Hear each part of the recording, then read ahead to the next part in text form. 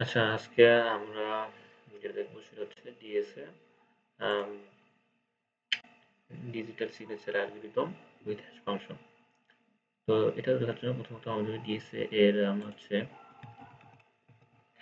আহ,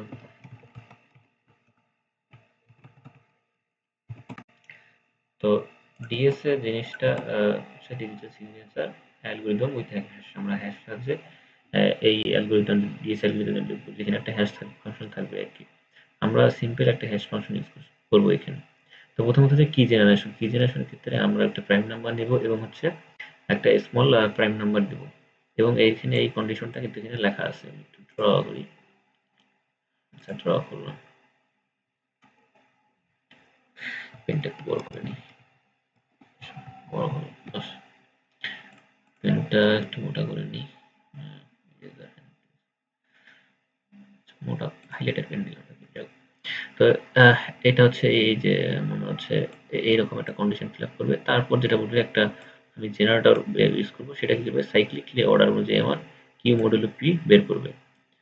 তারপর হচ্ছে আমি প্রাইভেট কি নিব, প্রাইভেট কিটার আমার কন্ডিশন হবে এরকম, যেটা জিরোর চেয়ে বড় হবে কিন্তু কি হচ্ছে ছোট হবে। আবার পাবলিক কিটা হবে কি, যে ওয়াই হবে হচ্ছে public key G to the power X mod P.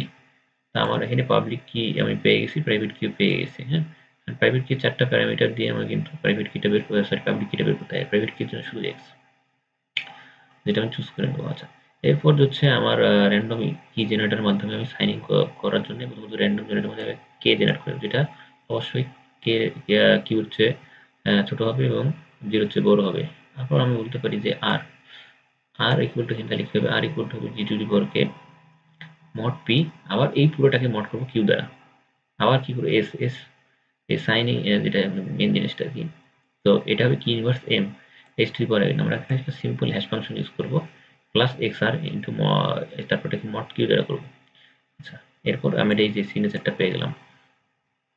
এখন প্রথমত হচ্ছে কম্পিউট এস, তারপর ভেরিফিকেশনের ক্ষেত্রে আমরা কি করবো ভি বের করবো। হ্যাঁ, এই ফর্মুলাগুলো ইউজ করে আমরা ভি বের করবো, ভি বের করে দেখা বলছে ভেরিফাই ইমেজ। তো এখন আমরা পাইথন কোডে চলে যাই। পাইথন কোডে যাওয়ার আগে প্রথমত আমরা দেখি এখানে এই পাইথন কোডটাতে মূলত কয়টা ফাংশন আছে।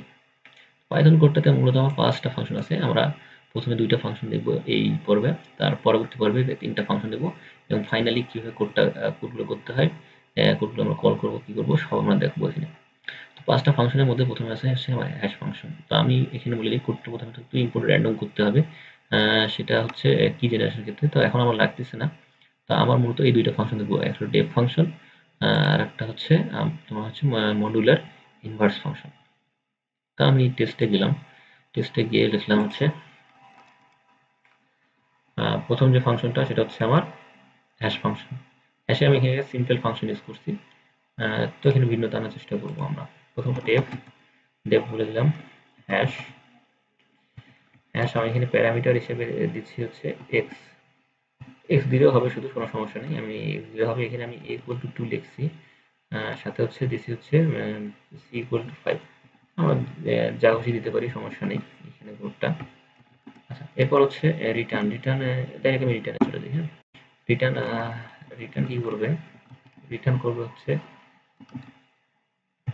রিটার্ন করবে হচ্ছে a into X, X plus C এটা রিটার্ন করে দেবে। ঠিক আছে।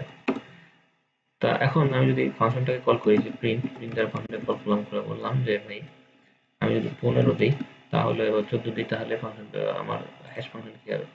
তো হ্যাশ হবে হচ্ছে আমার, সরি আমি তো ফাংশনই কল করিনি, হ্যাশ। ওকে, কারণ 14 এসছে, আমরা যদি হ্যাশ ফাংশন দিয়ে কল করি তাহলে মনে হচ্ছে 33 চলে আসবে। আচ্ছা, এখন প্রশ্ন হচ্ছে যে আমরা ইচ্ছা করলে ফাংশনটাকে কমপ্লেক্স করতে পারি। এখানে এক্স এর বদলে এখানে আরেকটা এক্স স্কোয়ার করলাম, সাথে কি করলাম এই পুরোটাকে আবার মড করতে পারি। হ্যাঁ, মড কাকে করবো, মড করবো আবার ধরা যাক আমি এক্স দ্বারাই মড করলাম। ঠিক আছে, তাহলে ফাংশনটা কি হবে, ফাংশনটা হ্যাশ ফাংশনটা মূলত ইরিভার্সিবল হবে। আমরা জানি হ্যাশ ফাংশনকে কি করা যায়, রিভার্স করা যায় না। ঠিক আছে, তো কোনো জিনিসের মড করলে সেটা ইরিভার্স হয়ে যায় আর কি, ইরিভার্স হওয়ার চান্স বেশি হয়ে যায়। তো আমরা এখন এটাকে মড করে দেখা যাক 5 আসছে 14 5 আসছে সেন্সর, ঠিক আছে। তো এরকম জটিল ফটিল করে আর কি আমরা একটা হ্যাশ ফাংশন তৈরি করে নিলাম। এটা এটা অত আসলে ধরাবাঁধা নিয়মের মতো করবে না। এরপর এরপর যেটা করব সেটা হচ্ছে আমার পরবর্তী যে কাজটা আর কি একটু সময় দিতে হবে, এখানে মাথা খাটাতে হবে। মডুলার ইনভার্স, হ্যাঁ, আমরা হচ্ছে এই এক্সটেন্ডেড ইউক্লিয়ার অ্যালগরিদমটা ইউজ করে মডুলার ইনভার্স বের করব, ঠিক আছে। তো এর জন্য কি করতে হবে, তো প্রথমত আমরা একটু থিওরি জেনে আসি, থিওরি জানলে একটু সুবিধা হবে আমাদের জন্য। এখানে আমরা যে মডুলার ইনভার্সের কি করতে হবে, আমি ইনিশিয়ালি কি করছি, ইনিশিয়ালি যেটা করব আমরা আমরা প্যারামিটার হিসেবে দুইটা ভ্যারিয়েবল নেব। সেটা হলো এমটা কি করব, অ্যাডজাস্টমেন্টের জন্য আমরা m0 তে নেব, আর x1 x0 কি করব, সাধারণত coefficient of the extended algorithm সেটা আমরা কি করব 0 আর 1 থেকে শুরু করব। তো 0 আর 1 থেকে আমরা শুরু করব, ঠিক আছে। তো এরপর হচ্ছে আমরা দেখব যদি a এর মান কি হয়, a এর মান যদি 1 এর চেয়ে বড় হয় তাহলে কি আছে, তাহলে কি হবে, আমরা এটা ক্যালকুলেট করবে, ক্যালকুলেট কি করবে, কিউবের m ইকুয়াল টু এত ডিভিশন করবে, আর এটা আমরা কি করে একটা ইন্টিজার পাবো আর কি। দুইবার ভাগ করা মানে ইন্টিজার হবে। Update am using Euclidean algorithm, তার মানে এই ইউক্লিডিয়ান অ্যালগরিদম ইউজ করে কি করব, যে am এর মানগুলো চেঞ্জ করে নেব। এর মানে আমি এ কে অ্যাসাইন করব, এম কে অ্যাসাইন করব, আবার এম এর মানটাকে আমি কি করব, রিপ্লেস করব হচ্ছে এইটুকু দ্বারা, ঠিক আছে। তারপর আপডেট করব কি হবে, আমার কোএফিশিয়েন্ট হচ্ছে x0 এবং x1 কি হবে, লিনিয়ার কম্বিনেশন, অর্থাৎ লিনিয়ার আপডেট দ্বারা আমি এটা আপডেট করব। কিভাবে আপডেট করব পরে আমরা কোডিং এ দেখব এখানে। এখন আমরা দেখি যে x টু দি পাওয়ার যদি 0 হয়, x টু দি পাওয়ার যদি 0 এর চেয়ে ছোট হয় তাহলে কি m0 যোগ করে আমরা একটা পজিটিভ বানাবো। আর মডুলার ইজ ইউজুয়ালি প্রেজেন্ট দা নন, আমরা যেহেতু এটা নেগেটিভ নাম্বার প্রেজেন্ট করে না, এটা নন নেগেটিভ প্রেজেন্ট করে। তারপর মডুলার ইনভার্সটাকে প্রিন্ট করে দেবো। তো হয়ে গেছে। প্রথম কাজ কি, এই যে আমার এই যে ফাংশনটার কথা বলতেছিলাম, x0 আর x1 কিভাবে অ্যাসাইন করতে হবে। x0 হচ্ছে x1 minus Q into x0, এখানে কিউটা কি, কিউটা কিন্তু আমার হচ্ছে এইখানে বলে দেওয়া আছে, কিউ ইকুয়াল টু, এটা আমি বের করে নেব, ঠিক আছে। আচ্ছা, তাহলে আমি টেস্টে গেলাম, টেস্টে যা বললাম ডেফ ডেফ আমি কি বলবো, যে এখানে মডুলার ইনভার্স, তারপর এখানে কত হবে, এ কমা এম। তারপর হচ্ছে এখানে প্রথম কাজ আমার কি হবে, প্রথম কাজ হচ্ছে আমার কিউ এর মান ক্যালকুলেট করে না, কোয়াশিয়েন্টটা ক্যালকুলেট করে নাও। তা আমি বলবো Q equal to A double cross M. এরপরের কাজ কি, আমি অপারেটর অনুযায়ী এম আর এর মানটাকে চেঞ্জ করে নেব। আচ্ছা, তার আগে আমার যে এর মান এ এম এর মানটা চেঞ্জ করে নেব, সেটা হচ্ছে আমার হচ্ছে, আচ্ছা তার আগে আমাদের একটা ছোট কাজ করতে হবে। ছোট কাজটা হচ্ছে যে আমার কাছে এ এবং এম এর মানটা এখানে অ্যাসাইন করে নিতে হবে, এবং তারপরে হচ্ছে এখন ফাইল লুপটা চালাতে হবে। ফাইল লুপটা চালাতে আমি ভুলে গেছি, আর এইখানে মডুলেশনটা আমাদের করতে হবে, এটা করে নিই।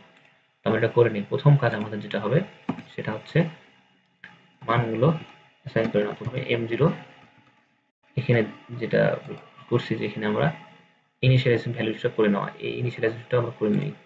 ইনিশিয়ালাইজ করে নিলাম যে m0 equal to x, m0 x0 x1, ঠিক আছে। এখন m0 কি, m0 হচ্ছে m, আর হচ্ছে আমার x0 হচ্ছে 0, আর x1 হচ্ছে 1। এরপরে কি, এরপরে কাজটা আমি একটা হোয়াইল লুপ চালাবো। হোয়াইল কি হবে, এ যখনই কি হবে less than sorry greater than 1 হবে তখনই আমার লুপ চলবে, আদারওয়াইজ আমার চলবে না, আচ্ছা, এরপরের কাজটা আমি যেটা এখানে করবো সেটা হচ্ছে যে এখানে আমি ইন্ডেন্ট দিয়ে দেবো, হ্যাঁ, ইন্ডেন্ট দিয়ে দেবো। এখন মেইন কাজটা হচ্ছে আমার, এটা হচ্ছে এম হবে আর এখানে হবে এ পার্সেন্ট এম। আচ্ছা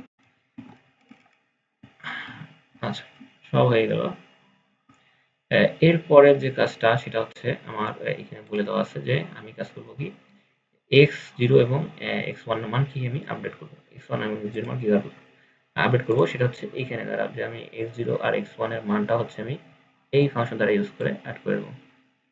ফাংশনটা নিয়ে নিলাম, না হচ্ছে টেস্ট পাই দিলাম, এখানে পেস্ট করে দিলাম জাস্ট।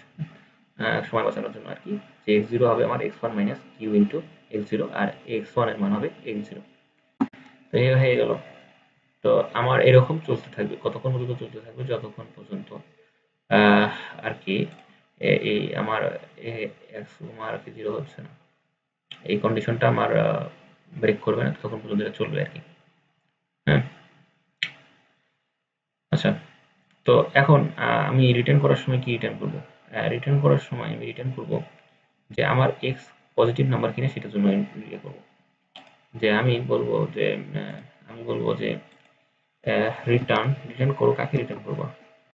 রিটার্ন করবো আমি x0 প্লাস এম। কখন? ইফ আমি কি হবে x0 কি লেস দেন হচ্ছে 0 0 হয়। এলস আমি কি করবো? এলস আমি বলে দেবো ভাই তুমি এলস হলে তুমি এক কাজ করবা, তুমি x1 কে আমাকে দিয়ে দেবা, তাহলে আমার হবে। জাস্ট এটাই করেছে, একটু শিওর হয়নি। হ্যাঁ, এরকম করছে। তো এখন যদি আমরা জাস্ট এটাকে এখন রান দিই, তো রান দেওয়ার আগে একটা কাজ করি, আমরা কল করি ফাংশনটা, কল না করলে তো হবে না। কল করে দেখি যে মডুলার ইনভার্স আমি দিলাম হচ্ছে 3,26। উত্তরটা মনে হওয়ার কথা আর কি। আচ্ছা, 0 এসে গেছে। হুম, 0 এসে গেছে। আমরা দেখি এখানে রিটার্ন টু রেজাল্ট 0। আচ্ছা, মোটামুটি সব ঠিকঠাক আছে নাকি আমরা একটু দেখে নিই। হ্যাশ ফাংশনের মূলত x1, ও সরি, এখানে একটু ভুল হয়েছে, এখানে x0 হবে না, এখানে x1 হবে আর কি, এখানে x1 হবে। আচ্ছা, এখানে x1 হবে, আমি একটু দিতে ভুল করছি। ফাংশনটা মূলত এখানে x1টাই আমাকে রিটার্ন করতে হবে। আচ্ছা, এখন যদি আমি প্রোগ্রামটা রান করি, এখন আচ্ছা এখানে m হবে না, m0 হবে আর কি। এবার ঠিক আছে, এখন ঠিক আছে, কারণ m এর কোনো অস্তিত্বই নেই। এখন যেটা এসে সেটাই হলো মূলত আমার অ্যান্সার। আচ্ছা, এখানে এটা x1 হবে। আচ্ছা, আমি একটা কাজ করি, যেহেতু ফাংশনটা বারবার ভুল করছে আমার, এখানে জাস্ট এটা কপি করে নিই, পেস্ট করে দিই। যেহেতু ভুল হচ্ছে সেটা করে নিই। ওকে, এখন যদি আমি ফাংশনটা কল করি, মোটামুটি এখন আর কি ঠিক বলা যায়, এটাতে আর কোনো ঝামেলা নেই। তো এবার ফাংশনটা এই পর্যন্তই আর কি।